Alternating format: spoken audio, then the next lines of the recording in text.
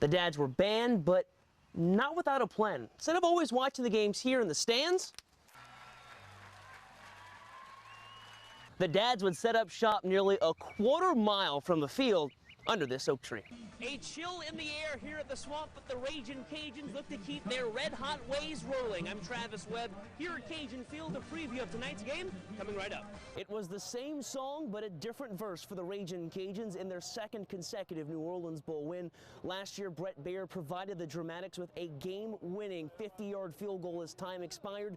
This time around, Baer was around in the waning seconds of the contest, but this time kicking a 39-yard icer. After the game, Bob Marlin said he felt like the team got a monkey off its back. Well, tonight, the Ragin' Cajuns looking to take down the 500-pound gorilla in the Sun Belt, Middle Tennessee. Times last season, it seemed all just too good to be true. The Ragin' Cajuns not only snapped a 41-year-old bowless streak, but won in improbable fashion with a game-winning field goal as time expired. Now, not only did the Cajuns avoid the sophomore slump, but they're back in a bowl, and most importantly, back here in the Big Easy. To say it's probably been one of the best things I've ever done as a head coach is a huge understatement. Without even saying a word, he inspires me more than anybody. For as long as Shea Stelly can remember, he's wanted to be in green and gold. After watching his uncle help lead Cecilia to a 1995 state championship, Shea was not going to let his muscular dystrophy get in the way of becoming a Bulldog. Hey, yo! Big dogs in the house! Big dogs in the house! In my freshman year, for orientation, I came. I asked him, he said yeah.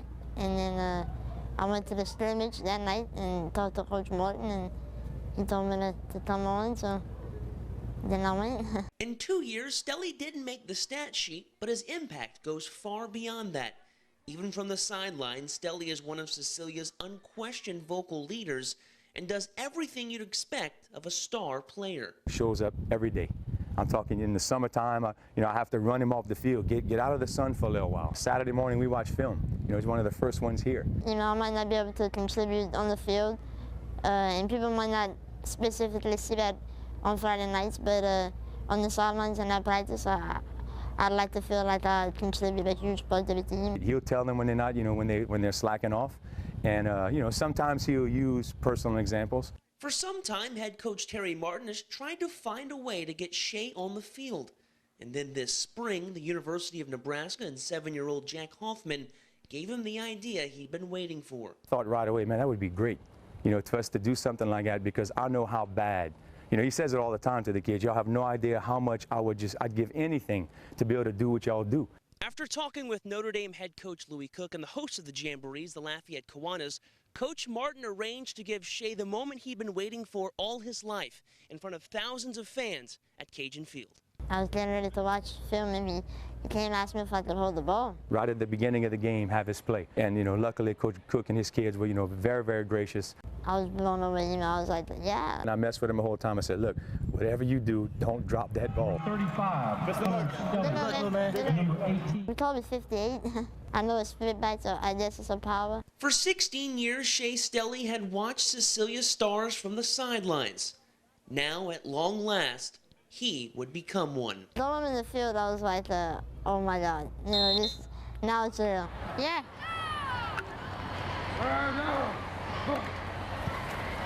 Stelly on the carry.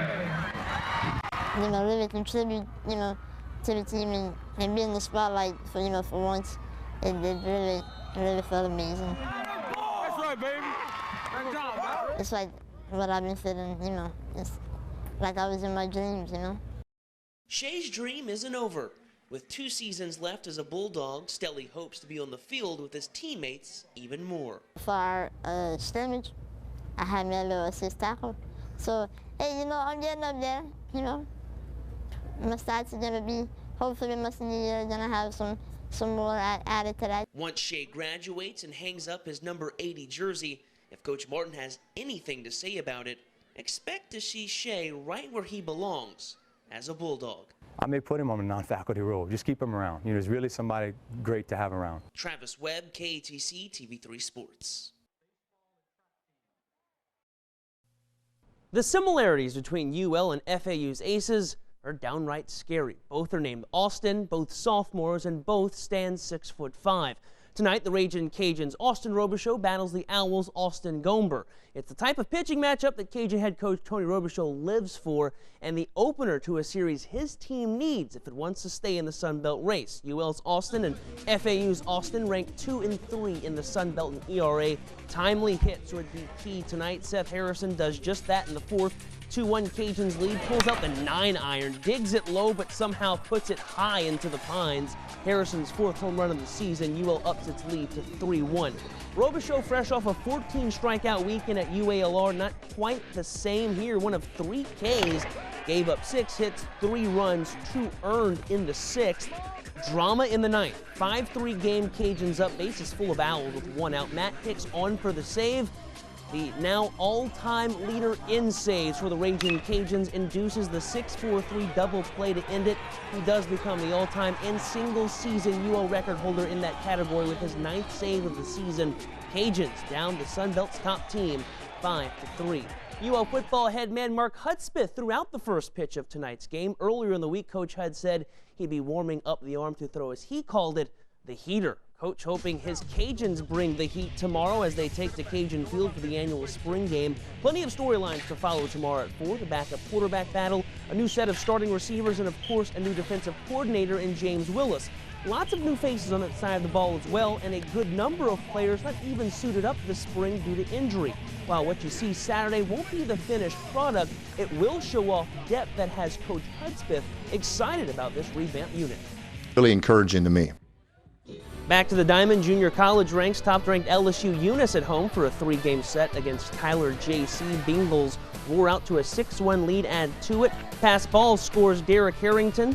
LSU up 7-1 through 3 innings. Shift to the 5th, Bengals assault continues. Jeff Willis's boys pound out 14 hits. Casey Rodriguez had 3 of them here in the 5th. Gapper to right, triple, scores 2, 9-1 game. LSU rolls with its 36th win of the season, 11-1. 16 area teams are a win away from prep softball's hallowed ground in Louisiana, the Fast Pitch 56. The regional round of the playoffs kick off today with one area team trying to keep a historic season alive. Crowley High, fresh off the school's first playoff win in 11 years, aimed for an unprecedented state tournament trip. Berwick stands in its way. Ladies threaten early and often. Pass ball in the 2nd. Bailey Villajuin tries to score but tagged out at the plate. Crowley would eventually put one on the board, though. Heather Trawhall grounder to short on her giddy-up. Safe at first. Maddie LaBeouf able to score from 3rd. Ladies put up 2 more in that frame, and Crowley's moving on to Sulphur after a 7-4 win. Also in Acadia Parish, Rain entertaining Gina. The 21 seed hopes Cinderella can keep her dancing going. The Giants have other plans. Renan Delott sits down Caitlin Ledoux. Gina would scratch 1 in the 1st. This goes to extras, in fact to 14. Gina gives a heartbreaking loss to Rain 4-2. You can find all of the scores tonight on KTC.com. Next week, the horse racing world will have its eyes on Churchill Downs for the Kentucky Derby, and as usual, Acadiana will be well represented with Calvin Burrell expected to ride Revolutionary. But before the Run for the Roses, the racing calendar kicks off locally with a pair of racing legends invading Acadiana.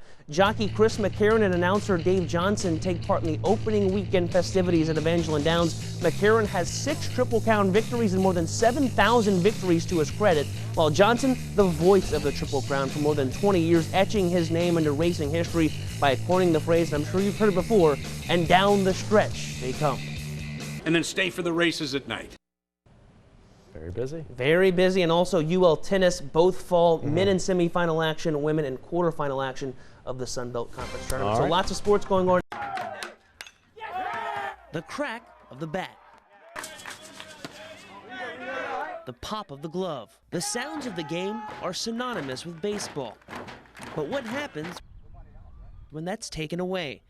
2 months ago, 7 fathers were banned from attending Turlings games after entering the field during a mid-March altercation between Turlings and Zachary. What seemed to be forever was probably 2 to 3 minutes. There was no time to think. Yeah. It was react. It had nothing to do with becoming part of the brawl, as they call it. It had everything to do with the protection of the kids. We were a little embarrassed at first. You know, we didn't know how people would think about us looking in from a distance.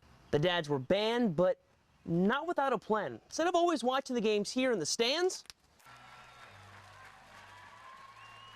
The dads would set up shop nearly a quarter mile from the field under this oak tree. You have to make the best of it, and we want to be, you know, where we can't be with the boys on the field and with the parents on the field. We want to be as close to the action as we can. We got a little group together and we said, you know what? Just let them know they're here. And that's what it's all about, letting our boys know that we're close by. Self-named the Proud Papas, the 7 dads turned a bad situation into a seamless operation, home and away. We have a spotter. We want to know. Do we know where we're at? We have somebody giving play-by-play from probably a quarter of a mile away. Each with their own duty, Get over his head. That's a gapper. comic relief included. I'm kind of like a play-by-play guy, you know. Yeah, but you got to get it from me because I'm looking at it with the binoculars. And I got good eyes. I'm younger than him. I got it. He tells us what he thinks happened. I'll tell him what really happened, and then he gives us the play-by-play. The team's postseason ban was lifted just before the playoffs, but not the dads. The Proud Papas, though, have unknowingly done their part in the Rebels' run towards a state title. Before every game, whenever we run out on the field, I always look under that oak tree, and it is a reminder to just know that we've been through. I mean, we've trained so hard, and we're always taught that when you face adversity, you just face it head on. The toughest part for the Papas has been road games, scouting locales to watch from a distance. With Turling set to play on the big stage, the Papas are hard at work devising their own plan. We're in the process. We're in the process. A, B, and C. We don't go unprepared. While the sounds of the game have changed the last 2 months for the Proud Papas, one hasn't. Victory. Travis Webb, KATC TV3 Sports.